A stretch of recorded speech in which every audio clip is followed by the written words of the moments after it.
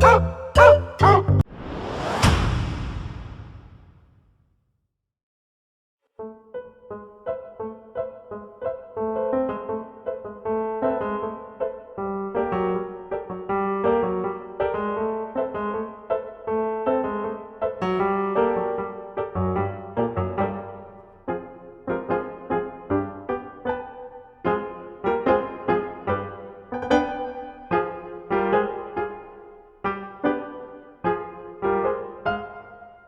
everybody, it's Doug Mystic Board Game Geek, bringing you episode 2 of our playthrough of the Undercity, an adventure board game in the Iron Kingdoms.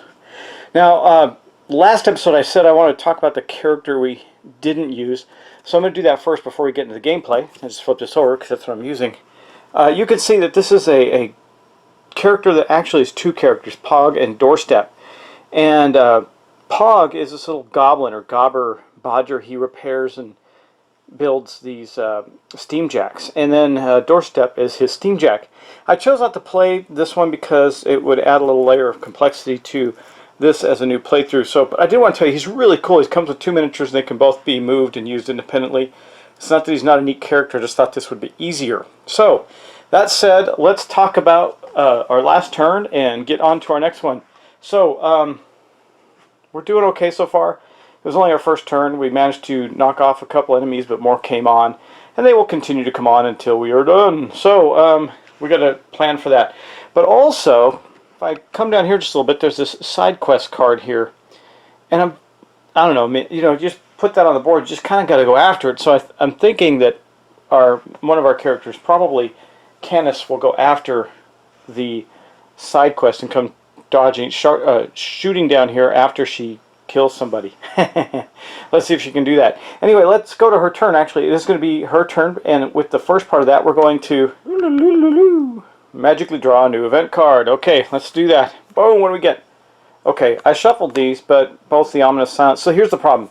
These are environment cards. They're meant to cancel other environment cards, and there is a fog environment card that may come out. We might be stuck with it because of that draw, and I did shuffle the heck out of this, so just random bad luck. So anyway, this one, however, has a blue background, which means that blue models will be the priority for this turn. And now we're going to get on to Canice's turn. The first thing, of course, we have to do is spawn an enemy. Let's see what we do. So I was looking at the last turn, and it dawned on me that outside of the things I caught and were able to correct or at least recognize, outside of those things, I didn't have any additional mistakes, apparently. So, that's pretty cool. But we're going to spawn a new enemy, so I'm going to roll a black die. That's going to represent where the enemy spawns, and a white die to see which enemy it is. So it's going to be a 2-2, so it's going to be a sword thug coming out on the north side of the board. That puts 4 of them up there, which is actually awesome because I got a plan. Well, I say that, but they're probably going to move before I get to execute my plan. Regardless, we are going to take another sword thug, which I have over here. Here's one of the sword thugs, and it's blue. Now there happen to also be more blue than red in the resource pool for them, so it is going to be a blue one that's going to come out right here. And now we're going to get to actually take Canice's turn. She used all 3 of her feat cards, so I am going to draw 3 more. And when we run out of feat cards, we just reshuffle them. It's not like another game where that represents any health or anything like that. So what do we get? We get perfect aim. Play this card. When you aim to automatically hit with that attack, that's pretty cool. Quick draw. When a villain up 2 spaces away would make a ranged attack, play this card to cancel it. That's really a powerful card in both cases. Boost. Play this card to boost one of your rolls. Untouchable. Play this card to gain +2 defense. There's the perfect aim and quick draw. Another boost and a return fire. Play this card to make a ranged attack against a villain that hit you with a ranged attack.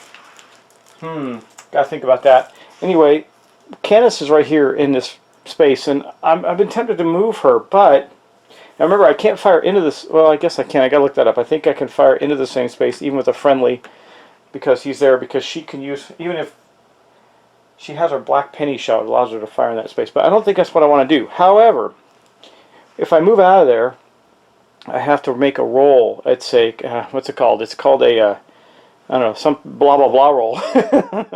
And if I roll a 5 or 6, I'm going to take damage. I got to look up. Hold on, I'm going to see what that roll is. It's called a hazard roll. And if I move out of there, then this red sword thug here is going to get a free strike on her. But it's only a 5 or 6 on a 6-sided dice, and I'm almost tempted to do it. Because what I want to do is move one to here, shoot these guys with her shots, and then continue down this way. I have a plan for all these guys up here, which requires Milo, our alchemist, and I also need to get that guy who's a ranged guy. So I had this thought of either shooting him first, but that's not optimal because she can discard a card to get her trick shot against 2 if they're in the same space. But they're 3 away, 1, 2, 3, and her range on her gun is only 2. So that's not very good. She also has a sword. She could use it to attack this guy right here and make a melee attack and then move. Debating on that one too, but I think we got that guy covered. The one we may not have covered, but blue's a priority this turn, so it's more likely the blue guys are going to get to go. I think we're going to do that. We're going to take a chance. She's going to move to here. Then she'll be able to shoot those guys. So remember, you can move and shoot, shoot, or move, and then you have all the other actions you can take. But you can't move, shoot, move, or anything like that. But let's go to the dice bowl and roll that 1 die to see if she actually does get hit with the hazard roll. Okay, let's hope she doesn't roll a 5 or 6. She doesn't. She rolls a 2.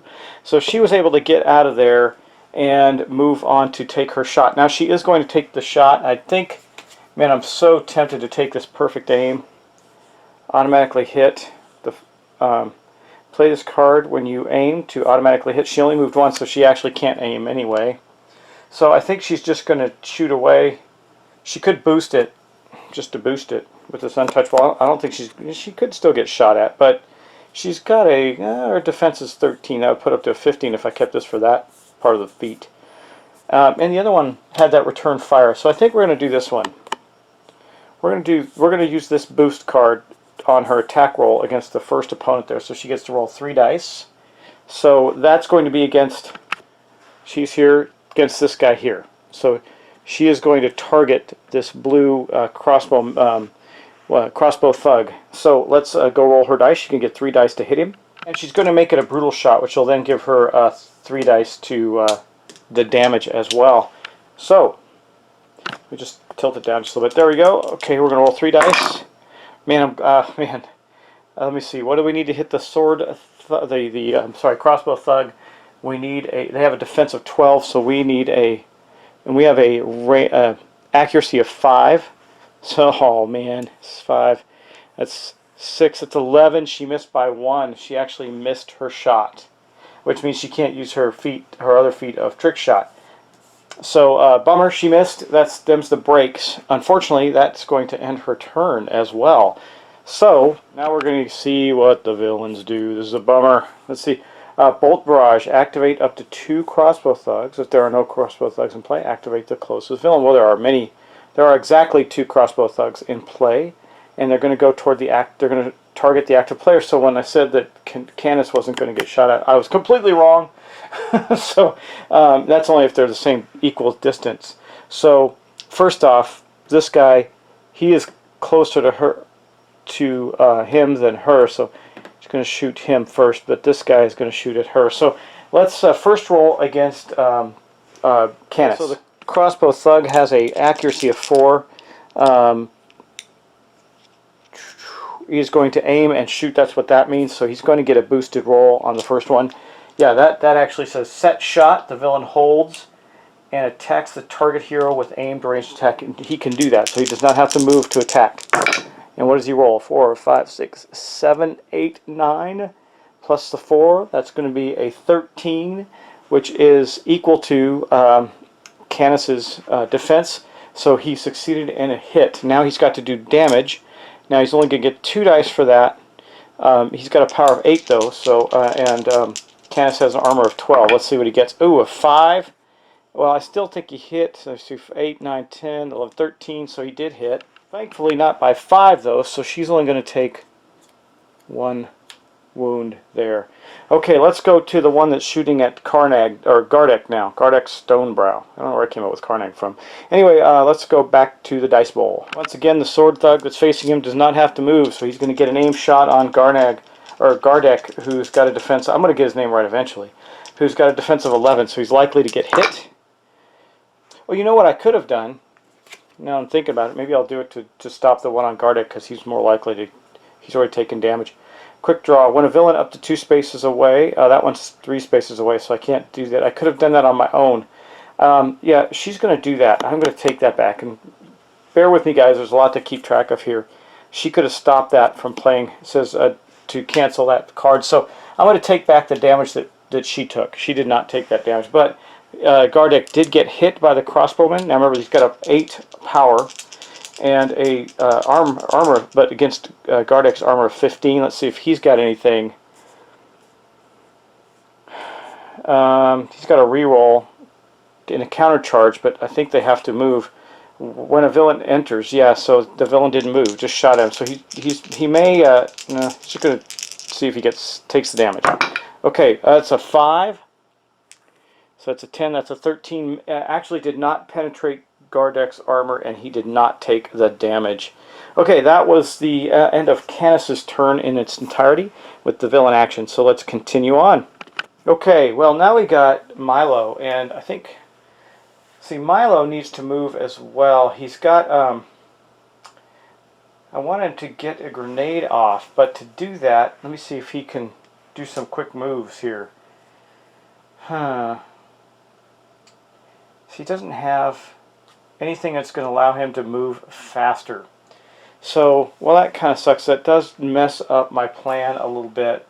I was hoping that I could get him over here so he could take all those guys out in a shot with a grenade, but I don't see how I do that, because if he moves any faster than a walk, he won't be able to throw grenades at all. I mean, he can get to here. He can't get to here and then try and get one of those guys out of the picture. Well, or he could not move, aim, and do a throwing knife at this guy. But that's going to leave him. Sorry, I had an interruption in my professional studio here. It's my office space in my house. Okay, so going back to that, I think what we're going to do with him. Yeah, he has his throwing knife, which has a 6 accuracy and 6 power. It's not terrible. His grenades are obviously better. But if he does that, if he moves, he will only be able to move one, and because he can just use his knife, because that'd be a melee attack. Hey, hard decisions, hard decisions. Let's do that. He moves up here. He's going to attack that guy. That's going to give him 2 dice with with his knife. Okay, so what he's going to do here, he's going to use this boost feat, first feat he's used of the game, to play, to roll 3 dice on his attack roll. He wants to make sure he hits. So, well, he hit big time. So now we're going to roll 2 dice for his damage. He's going to add 6 power to it, and remember that this is a sword thug, so he's got to overcome an armor of 12. He's got to roll 6 or better on 2 dice. Wow, big time. So there's, I don't think he got, so let me add that, a 6, 11, 13 against a, he hit, but he did not do 2 damage. Doesn't matter, because they only have 1 health. So, of course, what did I forget? I forgot to spawn his bad guy, so let's roll that and do that real quick, and then we'll go kill that thug. A 6, which is going to be a crossbow guy, and it's a 5 spot, which is down at the bottom. So because there are equal amount of red and blue crossbow thugs in the pool that are going to appear here, it will be a blue one because our event card says so. So that guy is going to appear there. Now, I think you just want to roll into the turn with the guys and see what you can do, so you start thinking about the turn and forget about the fact that you need to do that. Anyway, this guy has been kaput. So he's going to go back into the resource pool, and that is going to allow us to put 1 more experience into our experience pool. We have 3 in there now. That's pretty good. And that basically unfortunately ends his turn. So it seems like for every 1 we're killing, 2 are appearing. That's not a good thing. Luckily, I think Gardex is going to get into some action this turn. We'll see. We will see. Well, he will. It's just how well will he? We'll see about that. Because he's got a lot of guys coming at him in all directions. Alright, so that is going to end that. So next thing, we have to pull our villain action for the turn. It is crossing swords. Activate up to 2 sword thugs closest to you. If there are no, there are, so I'm not going to worry about reading that part. And also it says they're going to go toward the active player as a tiebreaker. Anyway, so what we're going to do, we have sword thugs, but they're all pretty far away. We got one here and a bunch here. Remember, blues are going to take priority. So closest. So this one is 1, 2, 3, 4, or 4 away, and these ones are 1, 2, 3. So these two blue ones are going to activate. Now they are 3 away. So for them, I believe they're just going to do the pursue. If the target is within 3 spaces. So these two are going to move up there. That's kind of not what I wanted, because I was hoping to grenade the heck out of those guys, all 4 of them together. Instead, we just had them move up there. But the good news is there are no attacks from them this turn, so it's not absolutely horrible. And now we're going to get on to Gardex Stonebrow's turn. So, of course, first off, we are unfortunately going to spawn another bad guy. I don't know if I'm doing very well with this. I'm not sure yet. Anyway, a 4 and a 5, that's going to be another crossbow guy. And it's going to be a red one this time, and he's going to appear right down there. Not the greatest thing in the world. Gardex got to get over there and do some serious damage. But I don't think he's gonna. Okay, so I think I don't know. We got to get to that body. I may forego the side quest. I need to concentrate. There's so many. There's only 1, 2, 3, 4, 5 more enemies that can even come out on the board, and we got to kill a bunch of them as quickly as we possibly can. So I think what we're going to have happen here is Gardex is going to go 1, 2 in a, what do you call it, a rush attack. And I think, I think we could do a hoof it and make it a 2, have him move 2 instead of 1 on a walk, but I don't want to do that. That doesn't help. But he can make an additional attack. So here, I have a couple of feats he can use. He can use this one. Backswing, play this card during your turn to make an attack with one of your weapons. So we can do that as a secondary attack, meaning we'll be able to attack both those guys. Now, he did do a rush, so he doesn't have a boost, but he does have a reroll in his feat cards. This one here. Of course, I'm trying to save that for a counter charge, because I have a feeling if one of these guys moves into here, then he's going to get to move in and attack it and protect Milo. So I don't think we'll use that unless we absolutely have to. But so he moved in there on a rush. That means he's going to get 3 dice to hit the sword thug that's in front of him, one of the blue ones. Okay, here we go. Now remember, his axe has an accuracy of 6. He's getting 3 dice. And this is against sword thugs. Let me just grab their card and put it here, even though I can put it up on screen for you. So they have a defense of 12. He should be able to hit this guy unless I roll badly. He did. He almost hit without any help at all from his weapon. Now his axe actually has a 9.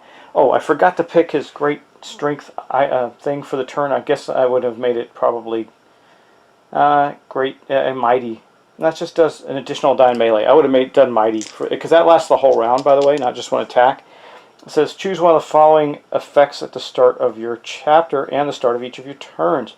Great strength lasts until the beginning of the next turn. So for both of his attacks, he will get to roll 3 damage. So let's hit the first sword thug. 6, 79, 10, 11. He obliterated that guy because he's got a power of 9 on his axe. So that van be history. So that one goes back into the pool and also gains us another experience point. So we got 4 up there now. It's pretty good. And now he's going to do this backswing. It says play this card during your turn to make an attack with one of your weapons. So he's going to do that. You know, I would have had 4 dice actually because of the mighty thing. It doesn't matter. I killed him anyway. But just as a point of reference, I could have actually had 4 dice for Gardex on that attack because he rushed as well. Okay, so you roll 2 dice against the sword thug. We have an accuracy of 6. We need to overcome a 12. Let's hope he does it. He did, big time. So he did hit. Now, remember, we still have our 3 dice for our damage because of his great strength. It won't be 4 dice. This would have been 4 dice last shot. But a 5, 6, 10, plus 9. He obliterated the other sword thug. So he killed 2 this turn. Oh yeah, that guy's gone too. Now there's 3 blue guys in the pool there though. And now he gets another experience point to add to the experience pool. So I don't know if this is a good thing or not. I mean, we are spread out, so let's see.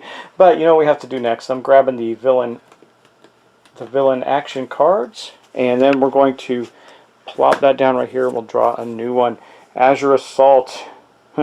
Activate up to 2 blue villains closest to you. Okay, that's going to be, if there are no ones, but there are. That's going to be these two guys here. Can you see them? Yeah, you can see them in the camera. Okay, so they're going to activate. Now let's start with the crossbow thug. He is 1, 2, 3 away from his objective, and it does say target the highest initiative. So he actually isn't going to. We're going to activate the 2 nearest to him, but the crossbow guy is going to shoot at our lovely lady there. And since she is 2 away, I think he's going to he can do a set shot. So he's going to do that, which is going to give him 3 dice on his attack roll. Just to clarify that, set shot, the villain holds and attacks the target hero aimed within range. She is within range. So we're going to go do that right now. Now again, he's attacking her because she's closest. And even though we're activating 2 villains closest to him, they're going to go after the one with the priority, which is highest initiative anyway, but she's closer, so either way it would have attacked her. But it's going to get 3 dice. That's the crossbow thug, and they have a power of a accuracy of 4 against. Does she have? Actually, she still has something I believe that she can do. Don't think we did this. Oh, we will be able to do this, and we're definitely going to, but first it's going to attack her. So, 5, 6, 7, 8, 9, 10, 11, 12.